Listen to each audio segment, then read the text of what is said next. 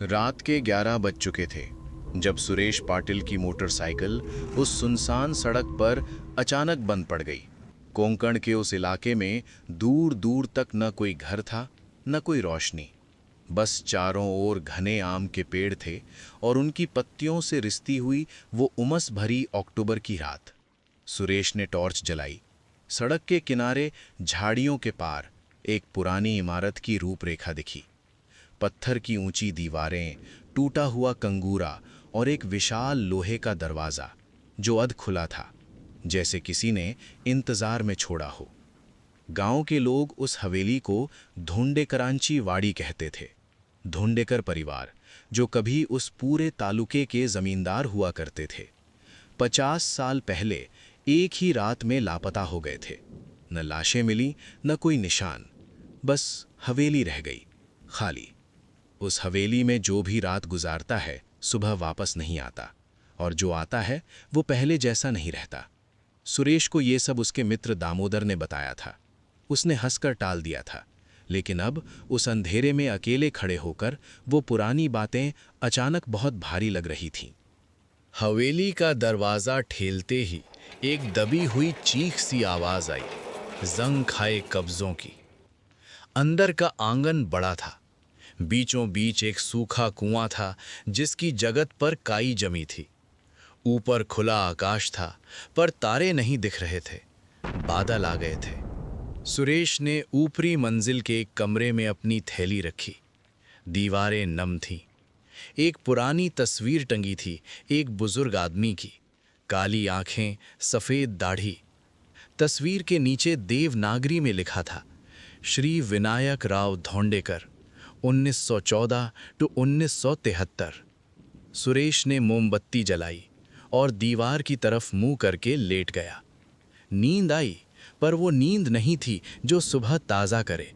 वो नींद थी जिसमें आदमी डूबता है और डूबते हुए जानता है कि डूब रहा है। आधी रात को उसकी आंख खुली। कमरे में एक और मोमबत्ती जल रही थी। वो मोमबत्ती उसने नहीं जलाई थी। सुरेश उठकर बैठ गया। उसका दिल इतनी जोर से धड़क रहा था कि उसे लगा कमरे में उसकी धड़कन की आवाज़ गूंज रही है। दूसरी मोमबत्ती खिड़की की चौखट पर थी। उसकी लौ बिल्कुल स्थिर थी, जबकि खिड़की खुली थी। तभी नीचे से आवाज़ आई। पायलों की झंझनाहट नहीं, बर्तनों की आवाज़ नहीं, बस एक धीमी, एक सुरी गुनगुनाहट, जैसे कोई औरत अपने आप से कुछ बुदबुदा रही हो। वो भाषा हिंदी नहीं थी, मराठी भी नहीं, कुछ और थी। सुरेश के पांव ज़मीन पर पड़े। उसने खुद से कहा, बस कोई आवाज़ है। इस पुरानी हवेली में चमगादड़ होंगे, उल्लू होंगे। उसने नीचे जाने का फैसला किया, क्योंकि डर का सामना करना उसकी पुरानी आदत थी। सीढ़ियाँ उतरते हुए उसने देखा कि आंगन में रोशनी है, एक नीली कांपती सी रोशनी जो कुएं के पास से आ रही थी। और कुएं की जगत पर कोई बैठा था। एक स्त्री, सफ़ेद साड़ी, बाल खुले, काले और इतने लंबे कि ज़मीन पर पसरे थे। उसकी पीठ सुरेश की तरफ थी। वो कुएं में झांकते हुए वही अजीब भाषा में बुदबुदा रही थी। सुरेश ने गला साफ किया, कौन हो तुम? वो स्त्री रुकी। उसके कंधे धीरे धीरे मुड़े और वो पलटी। उसका चेहरा था, पर आंखें नहीं थीं। जहां आंखें होनी चाहिए थीं, वहां बस चिकनी सफ़ेद त्वचा थी, और उसके होंठ हिल रहे थे, मुस्कुराते हुए। तुम आ गए, उसने कहा।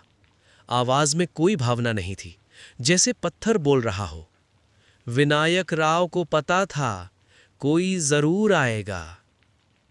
सुरेश के पैर जम गए। वो भागना चाहता था, पर जैसे पांव पत्थर हो गए हों। उसे याद आया, दामोदर ने कहा था कि धोंडेकर परिवार ने किसी को श्राप दिया था, किसी मुसाफिर को जो एक रात रुका था और सुबह बिना बताए चला गया था। सुरेश वो मुसाफिर नहीं था, पर हवेली को ये कैसे पता चलता? स्त्री ने एक कदम आगे बढ़ाया। उसके पांव जमीन से नहीं लगे, वो हवा में थी, बस इंच भर। यहाँ जो आता है वो धोंडेकरांची की वाड़ी का हो जाता है, यही नियम है। सुरेश ने अपनी जेब में हाथ डाला। उसके पास एक छोटा सा चाकू था जो वो सफर में हमेशा रखता था। उसने उसे खोला। उसे पता था कि इससे कुछ नहीं होगा, पर हाथ में कुछ होने से दिमाग को थोड़ा झूठा साहस मिलता है। मैं यहाँ अपनी मर्जी से रुका हूँ, उसने कहा। आवाज़ कांप रही थी, पर शब्द साफ थे। मेरी मोटरसाइकिल खराब है, सुबह होते ही मैं चला जाऊंगा। स्त्री ने एक पल के लिए सिर झुकाया, जैसे कोई बात सुन रही हो जो सुरेश को सुनाई नहीं दे रही। फिर उसने कहा, देखते हैं। और वो गायब हो गए। आंगन में अंधेरा हो गया। सुरेश उस रात सोया नहीं। वो आंगन में ही बैठा रहा, दीवार की टेक लेकर आंखें खुली, हर आवाज पर चौंकता रहा, पर कुछ नहीं हुआ। भोर होते होते एक अजीब थकान आई। उसकी पलकें भारी होने लगीं और उसने देखा विनायक राव की तस्वीर वाले कमरे से एक आदमी निकल कर आ रहा है। बुजुर्ग, सफेद दाढ़ी, काली आंखें, तस्वीर जैसा चेहरा। वो सुरेश के पास आकर बैठ गया। उसने कोई शब्द नहीं कहा, बस उसकी आंखों में देखता रहा। सुरेश देखता रहा और धीरे धीरे उसे लगा कि वो उन आंखों में कुछ देख रहा है। कोई पुरानी धुंधली सी तस्वीर, एक घर, एक परिवार, एक रात और एक कुआं। ये हवेली किसी को रोकती नहीं, विनायक राव ने आखिरकार कहा। ये बस दिखाती है, जो देख नहीं सकते वे ठहर जाते हैं हमेशा के लिए। सुरेश ने पूछा, और जो देख सकते हैं? बुजुर्ग उठा, मुस्कुराया, एक थकी हुई उदास मुस्कान जो किसी के चेहरे पर 50 साल से टंगी हो। वे चले जाते हैं, पर कुछ छूट जाता है यहाँ हमेशा के लिए। सुबह हुई। सुरेश बाहर निकला। मोटरसाइकिल स्टार्ट हो गई, जैसे कुछ हुआ ही ना हो। उसने एक बार पलटकर हवेली की तरफ देखा। वो दरवाज़ा बंद था। वो शहर पहुंचा, घर पहुंचा, काम पर गया। सब कुछ सामान्य था। बस एक चीज़ थी। जब वो रात को आईने के सामने खड़ा होता तो उसे लगता कि उसकी परछाई एक पल देर से चलती है, जैसे वो वहां हो पर उसकी परछाई अभी भी उस आंगन में बैठी हो। और कभी कभी, बहुत कभी कभी, रात के सन्नाटे में उसे वो गुनगुनाहट सुनाई देती।